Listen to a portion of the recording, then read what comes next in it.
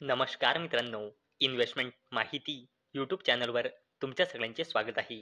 तर मित्रांनो, मी तुम्हाला प्रत्येक वेळेस सांगत असतो की share market is all about business. आणि मित्रांनो, ज्या बिझनेसमध्ये व्हिटॅमिन जी म्हणजे ग्रोथ असते, तेथेच पैसे कमवण्याची अपॉर्च्युनिटी क्रिएट होते. आणि मित्रांनो, आजच्या व्हिडिओमध्ये आपण अशा सेक्टरबद्दल बोलणार आहोत, ज्यामध्ये अपेक्षा आहे की तो सेक्टर 2030 पर्यंत 5 पटने ग्रो होऊ शकतो. तर चला बघूया कोणता आहे तो सेक्टर आणि अपडेटमुळे आपण कोणकोणत्या कंपन्यांना स्टडी करू शकतो. तर मित्रांनो, इथे व्हिडिओचं हेडिंग तुम्ही इथे वाचू शकता. Med tech industry expected to reach rupees 4.4 lakh कोटी बाय 2030. तर चला या अपडेटला डिटेलमध्ये समजून घेऊया. तसेच या अपडेटमुळे आपण कोणकोणत्या कंपन्यांना स्टडी करू शकतो हे पण आपण आजच्या व्हिडिओमध्ये जाणून घेऊया. मित्रांनो, मेड टेक इंडस्ट्री म्हणजे मेडिकल टेक्नॉलॉजी सेक्टर इंडियामध्ये. या सेक्टरमध्ये एक जबरदस्त रॅपिड ट्रान्सफॉर्मेशन दिसत आहे. तसेच मित्रांनो, या मेडिकल टेक्नॉलॉजी सेक्टरला गव्हर्नमेंट सुद्धा आपल्या स्कीमच्या थ्रू सपोर्ट करत आहे. इंडियाचा म्हणजे डोमेस्टिक लेवलवर याची मॅन्युफॅक्चरिंग आणि इनोव्हेशनला मजबूत करण्यासाठी. आणि मित्रांनो, या सेक्टरमध्ये म्हणजे मेडिकल टेक्नॉलॉजी सेक्टरमध्ये more competitive, self reliance and रेझिलियंटसाठी नॅशनल मेडिकल डिव्हाइसेस पॉलिसी तसेच PLI म्हणजे प्रोडक्शन लिंक इन्सेंटिव्ह स्कीमसुद्धा डिझाईन केलेली आहे. या मेडिकल टेक्नॉलॉजी सेक्टर म्हणजे इंडस्ट्रीला सपोर्ट देण्यासाठी. तसेच मित्रांनो, ही जी इंडस्ट्री आहे म्हणजे हा जो मेडिकल टेक्नॉलॉजी सेक्टर आहे, त्याचा मार्केट 2020 मध्ये होता 90,000 कोटी रुपयांचा आणि अपेक्षा आहे की हा मार्केट 2030 पर्यंत 4,41,000 कोटी रुपयांचा होऊन जाईल. म्हणजे मित्रांनो, 10 वर्षामध्ये हा मेडिकल टेक्नॉलॉजी इंडस्ट्री किंवा सेक्टर 5 पटने वाढू शकतो अशी अपेक्षा आहे. तसेच मित्रांनो, या सेक्टरमध्ये म्हणजे मेडिकल टेक्नॉलॉजी सेक्टरमध्ये कंट्री म्हणजे India currently 4th largest market आहे एशियामध्ये after Japan, China and South Korea.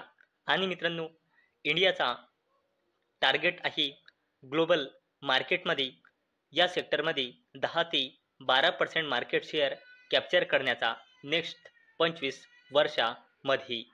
तसेच मित्रांनो, या मेडिकल टेक्नॉलॉजी इंडस्ट्री किंवा सेक्टरला बूस्ट देण्यासाठी गव्हर्नमेंट ऑफ इंडियाने प्रोडक्शन लिंक इन्सेंटिव्ह स्कीम म्हणजे PLI स्कीम इंट्रोड्यूस केली होती 2020 मध्ये. मेडिकल डिव्हाइसेसच्या डोमेस्टिक म्हणजे भारतामध्ये याचे मॅन्युफॅक्चरिंग वाढवण्यासाठी. आणि मित्रांनो, यासाठी कॅपिटल अलोकेशन केले गेलेले होते 3,420 कोटी रुपयांचे. म्हणजे मित्रांनो, इथून आपल्याला समजत आहे की या मेडिकल टेक्नॉलॉजी सर्व्हिसेस किंवा इंडस्ट्रीला इंडियन गव्हर्नमेंट सुद्धा आपल्या वेगवेगळ्या स्कीमच्या थ्रू बूस्ट देत आहे.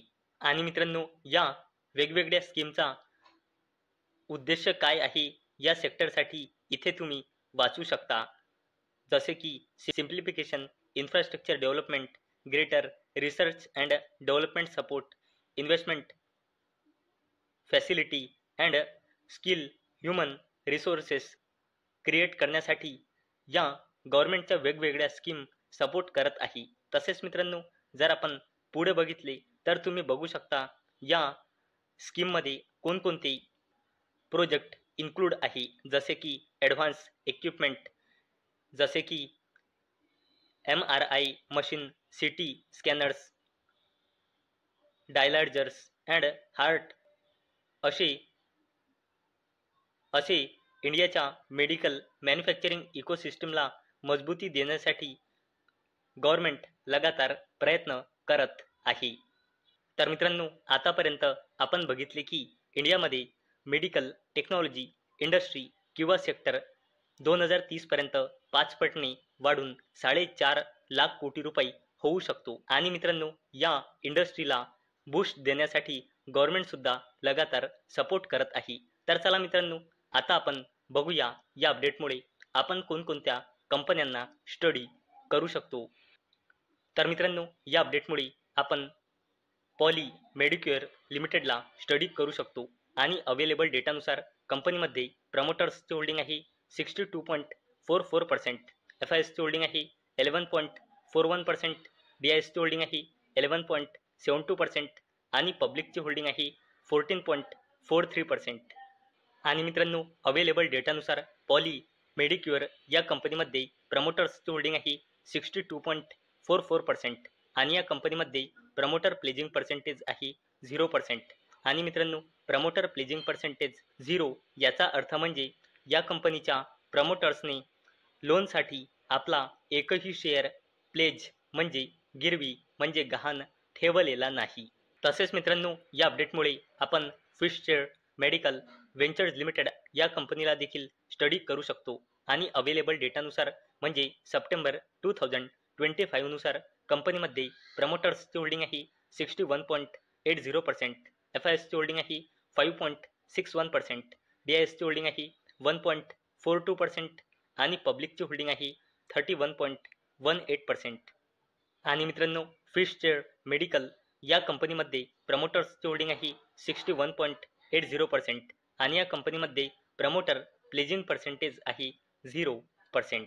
तसेच मित्रांनो, या अपडेटमुळे आपण लक्ष्मी डेंटल लिमिटेड या कंपनीला देखील स्टडी करू शकतो आणि अवेलेबल डेटानुसार म्हणजे जून 2025 नुसार या कंपनीमध्ये प्रमोटर्सची होल्डिंग आहे 41.70%, FISची होल्डिंग आहे 33.59%, DISची होल्डिंग आहे 14.30% आणि पब्लिकची होल्डिंग आहे 10.39%.